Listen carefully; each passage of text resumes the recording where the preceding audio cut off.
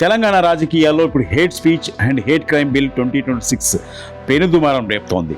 విద్వేష ప్రసంగాలకు అడ్డుకట్ట వేయడమే లక్ష్యమని ప్రభుత్వం చెబుతుంటే, ఇది విపక్షాల గొంతు నొక్కే నల్ల చట్టమని ప్రతిపక్షాలు మండిపడుతున్నాయి. అసలు ఈ బిల్లులో ఏముంది?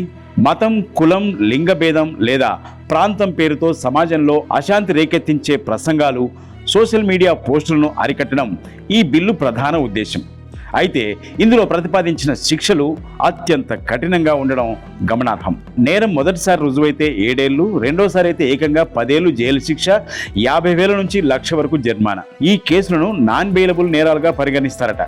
ఇక ఈ బిల్లుపై బీఆర్ఎస్, బీజేపీ, ఇతర పార్టీ ఎమ్మెల్యేలు తీవ్ర స్థాయిలో విరుచుకుపడుతున్నారు. ఇక ఈ బిల్లులో వాడిన వ్యతిరేక భావాలు ప్రేరేపించడం, సామాజిక సమగ్రతను దెబ్బతీయడం వంటి పదాలపై స్పష్టమైన న్యాయ పరిమితులు లేవు.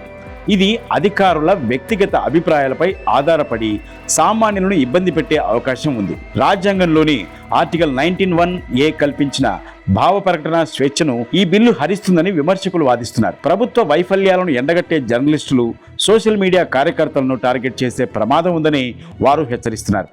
కేవలం పోస్టులు చేయడమే కాదు, ఏదైనా కంటెంట్ ఫార్వర్డ్ చేసినా కేసులు పెట్టే అవకాశం ఉండడం సామాన్య పౌరుల్లో భయాందోళన కలిగిస్తోంది. గతంలో ఇలాగే Shreya single versus union of India కేసులో సుప్రీంకోర్టు స్పష్టమైన తీర్పునిచ్చింది.